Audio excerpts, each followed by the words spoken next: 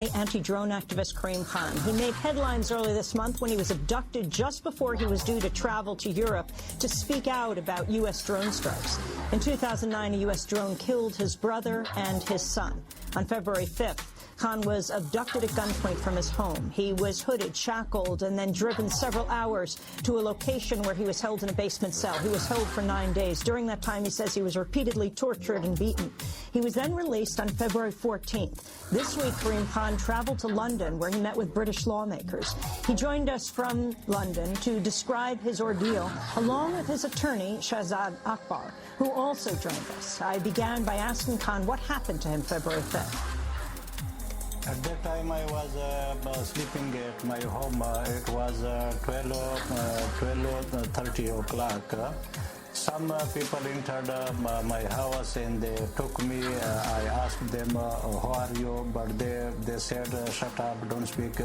So they took me and they blindfolded and also cuffed-handed. And also they put some cap on my head and also a blanket. So they took me in an undisclosed place, and after one night they took me from that place to another place and kept me in a torture cell. There I spent 8 days. So after this they released me. Were you beaten? They abused me and they also beat me and they tortured me. So they repeatedly asked me some names, but I don't know. They say that they know you. I say I don't know them. It was very strange questions. When I remember, it was very strange questions. Shahzad Akbar, you're the attorney for Karim Khan, as well as the attorney for other drone strike victims or families of those who've been killed. Talk about first what happened to Karim, talk about the case of his family, and then what it means to get word out. I think the whole problem with drones is that the U.S. government doesn't really want to talk about what's really going on ground, because what Karim Khan's story and Rahman family story and so many other civilian drone victim stories tells us that these strikes are not precisions as President Obama would like to sell this to people in America, because this is what the human face of the victims is. And it's important that American people are told about who these people are. They are being targeted in the name of national security, because what we see on ground, that it is not really serving national security interest of anyone, be it United States or their ally Pakistan, which is the frontline state in this war against terror. And it's really counterproductive, and it's not really making any friends. Now, what Karim Khan's case is, it's a clear case when we do not ask questions and the governments are not accountable and they can do whatever they wish to do.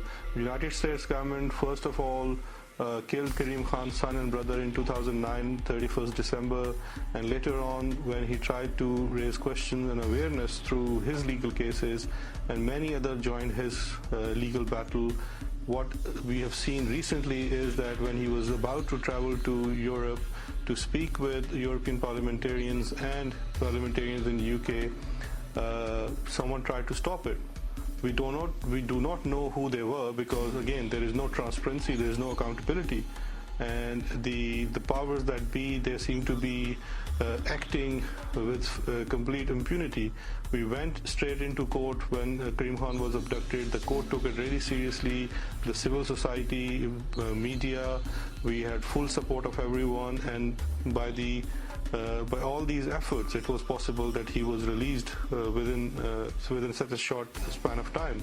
But I think the important message here is that if the voice is raised and the facts are brought before public and the court of laws, then there can be some difference, and Karim Khan's release in this short span of time is one example of that.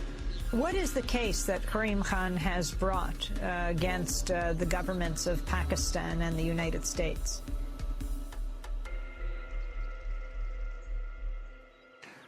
Well, there are two different cases. First of all, there's a case of wrongful death of his son and brother, and he's suing for compensation. The second case is Karim Khan is challenging U.S. drone strike program in Pakistan and specifically alleging the act of murder on CIA station chief in Islamabad, because in 2009, the person who was CIA station chief, Karim Khan case says that he believes that this person is the main conspirator who killed his son and brother, who were innocent and civilians, and the U.S. is not at war. Now, important issue on this case is that the Pakistani police and authorities refused to investigate and prosecute CIA officials in Islamabad.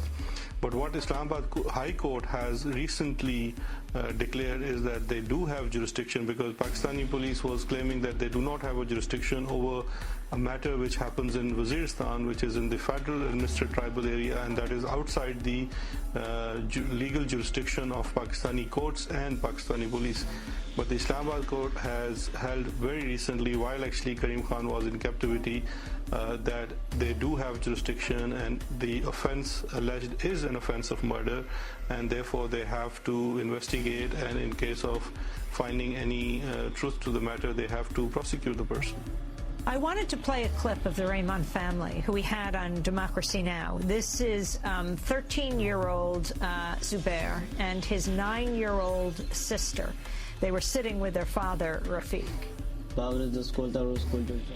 had gone to school that day, and when I came back, I had a snack, and I offered my prayers. And my grandma asked me to come outside and help her pick the vegetables. You were hit by this drone that killed your grandmother? Yes, I had seen a drone, and 2 missiles hit down where my grandmother was standing in front of me, and she was blown into pieces, and I was injured to my left leg. And Nabila, the two of you were not the only ones of your family that were injured as well. Could you talk about what happened to you, what you recall, and your reaction? It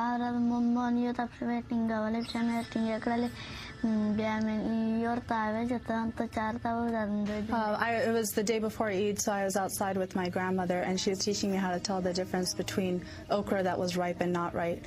We were going to prepare it for our Eid dinner the next day, and then I had heard a dum-dum noise. Everything became dark, and I had seen 2 fireballs come down from the sky.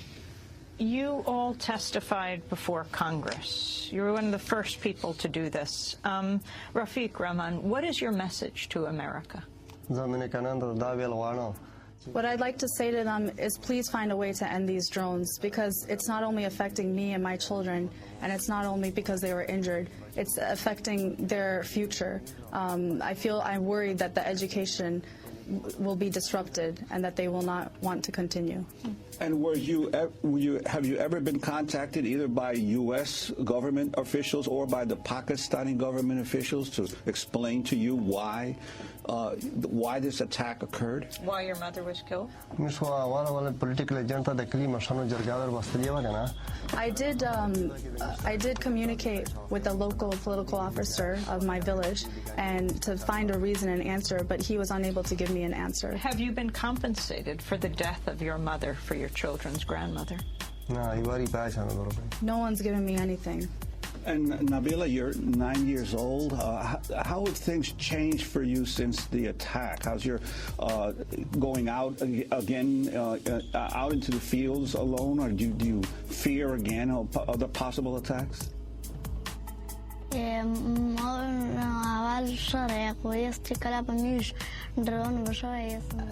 since the strike, I'm just scared. I'm always scared. All of us little kids, we're just scared to go outside. Now I would like to play a clip of President Obama addressing U.S. drone warfare at National Defense University in Washington, D.C. And before any strike is taken, there must be near certainty that no civilians will be killed or injured. The highest standard we can set. Yes, the conflict with al-Qaeda, like all armed conflict, invites tragedy. But by narrowly targeting our action against those who want to kill us and not the people they hide among, we are choosing the course of action least likely to result in the loss of innocent life. least likely to result in the loss of innocent life. Shahzad Akbar, can you respond? President Obama is a great orator, but he has to support his argument with some facts, because if you look at what happened to Nabila and you look at so many other cases which have not just been investigated by us but many other organizations like Amnesty International as well, their drone strikes as double tap strikes. This is not a liberal rule of law favoring United States which go on and acts like double tap strikes or signature strikes. In double tap strikes, rescuers are targeted. That one, you attack one place and then you wait for rescuers to come and then you attack second time. You do not attack people on behavior and pattern and how they're dressed, how they look like, and then you make a guesswork of attacking people. So this is clear, and this all happened in President Obama's tenure. Karim Khan, can you talk about the effect of the drone strikes in your area? How do people feel? Destroyed everything. For example, our education, our health, our everything is destroyed by these drone strikes. Our trade is completely destroyed, and our schools, our health institution, everything is destroyed by these drone strikes. Explain further the way people respond. How often do these drone strikes happen? How often are people killed? They attacked our mosques, they attacked our schools, they attacked our school children, they attacked our teachers. So everyone is completely, everything is completely destroyed by these drone strikes. If we see our forest trees are completely destroyed, our agriculture is completely destroyed, so everything is destroyed by these drone strikes, and people are turned to anti-America and anti-Europe due to these drone strikes, so everything is completely destroyed. The United States, Karim Khan, says they are doing this to rout out al-Qaeda. What is your response to protect U.S. national security? You see that in these drone strikes, they are not only targeted al-Qaeda or Taliban. They killed innocent people. For example, if they targeted or killed 70 or 80, up to 80 Al-Qaeda or Taliban leaders, they killed other innocent people. For example, they attacked my house and killed my brother and my son. They were government employees, and they also attacked before this attack on my home. Before the attack on my home, they attacked another home in my village. This attack was on a person who was his lower body was paralyzed. He was 6 years on wheelchair, and he was a driver by profession. They attacked this person and killed him, and also his son and his nephew and his cousin. So it's very strange. They are announcing that we killed commanders or any person who are from Taliban or from Al-Qaeda, but in fact they are killing innocent people and announcing that we are killing Taliban or Al-Qaeda members, but in fact they are killing innocent people. Karim Khan, how does your community feel about the United States? How did they feel before the drone strikes? How do they feel now?